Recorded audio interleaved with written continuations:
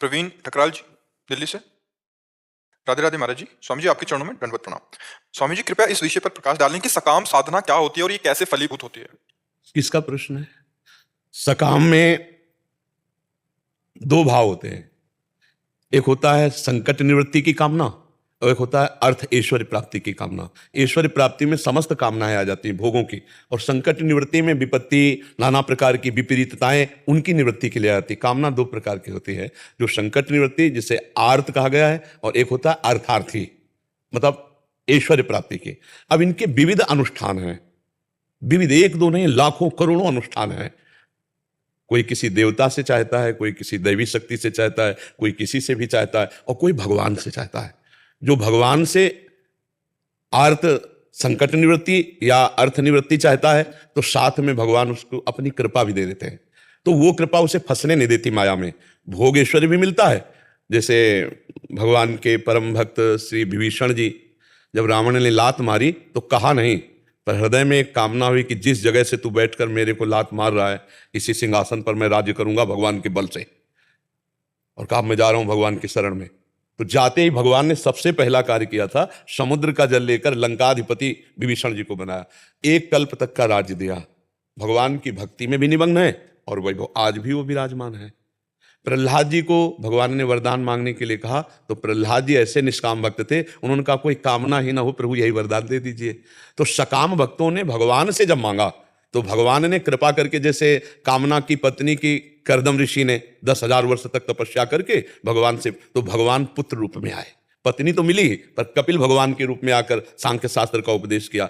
तो अन्यत्र जो हम मांग करते हैं अनुष्ठानों से, तो केवल मांग पूर्ति होती है, लेकिन भगवान से जब मांग करते हैं तो मांग के साथ भगवान की कृपा हमें प्राप्त होती है। अनुष्ठानों की तो विविध करोड़ों अनुष्ठान हैं, शास्त्रों में भरे पड़े हैं। विविध प्रकार के यज्ञ, विविध प्रकार के मंत्रानुष्ठान, विविध प्रकार के तंत्रानुष्ठान। तो हमें लगता है कि सुरक्षित और सहज, जैसे भगवती अम्बा की आराधना है, तो मां मान करके उनसे, अपनी मां से जैसे मांगते हैं, शक्ति मानकर नहीं, शक्ति मानकर तो फिर कोई पार नहीं पाएगा, मां मान करके तो फिर बात बन जाए। और प्रभु को जैसे अपना पिता मान करके, स्वामी मानकर, मित्र मानकर, जो भाव बने, तो प्रभु, अब जैसे सुदामा जी भगवान से मित्रता करते थे, लेकिन कभी चाह नहीं की, कभी चाह नहीं की।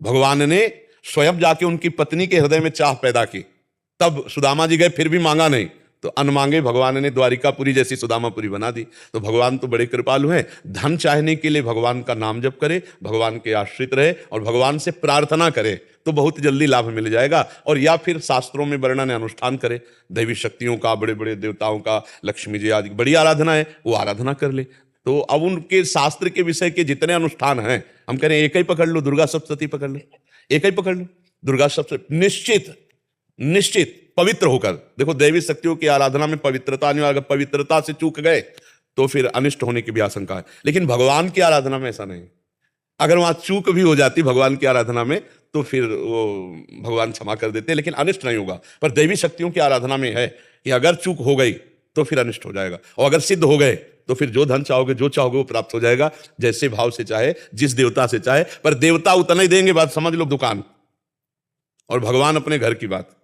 देवता में जितना आपका मंत्र होगा, जितना आपका कर्म होगा, उतना ही आपको मिलेगा, वो भी सही हिसाब से जो हो गया। तो जैसे दुकान में जाओ तो जितना है उतना ही आपको देगा, लेकिन अपने घर में तो भगवान अपने घर के हैं, हम भगवान के अंश हैं, हम भगवान के अंश हैं, तो हम भगवान से मांगे, मांगना मिट जाएगा अगर भगवान से मांगे। और एक छूट दे दें कि आप, हम मांग तो जरूर रहे, लेकिन उचित हो तो देना, और उचित ना हो तो हमारी जिंदगी भर मांगते रहे तो भी मत देना, जिससे आपका मार्ग छूट जाए, जिससे हमारा सतमार्ग छूट जाए। ऐसा हमें धन मत देना कि हम मतवाले हो जाएं और प्रभु मनमानी आचरण करने लगे। तो हमें लगता है, क्योंकि हमें इसलिए लगता है कि हम हैं उनके शरण में, तो जहां जो होता है तो उसकी प्रियता होती है। तो अब आप वृंदावन आके प्रश्न कर रहे हैं, वृंदावन में, तो हमें लगता है प्रभु से मांगा जाए।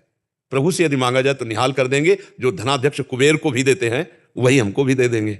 देखो, स्वयं लक्ष्मी जी भगवान के चरण चापती रहती, नहीं चापती रहती, तो हमें उन्हीं चरणों का आश्रय लेकर के, प्रणत कामदम पद्मजार्चितम धरणि मंडलम ध्येयमापदी, जो चरणों का आश्रय ले लेते हैं उनकी कामनाओं की पूर्ति भगवान स्वयं कर देते। प्रणत कामदम और पद्मजार्चितम, स्वयं लक्ष्मी जी के द्वारा पूजित चरणारविंद भगवान के हैं। तो भगवान का नाम जप करो और भगवान से प्रार्थना करो कि प्रभु, यद्यपि मांगना तो चाहिए आपका प्रेम, पर हमें संसार में धन की आवश्यकता है, तो आप कृपा करके हमें वो कार्य दे दो, वो विधान बता दो जिससे हमारे परिवार की पूर्ति के लिए धन की प्राप्ति हो जाए। तो सच्ची मानिए भगवान कृपा करेंगे और व्यवस्था बनाएंगे, पर पहले पाप नष्ट होगा, उसके लिए आपको भजन करना पड़ेगा।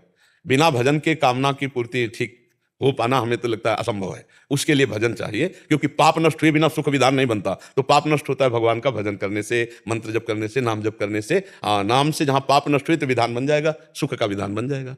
समझ पा रहे?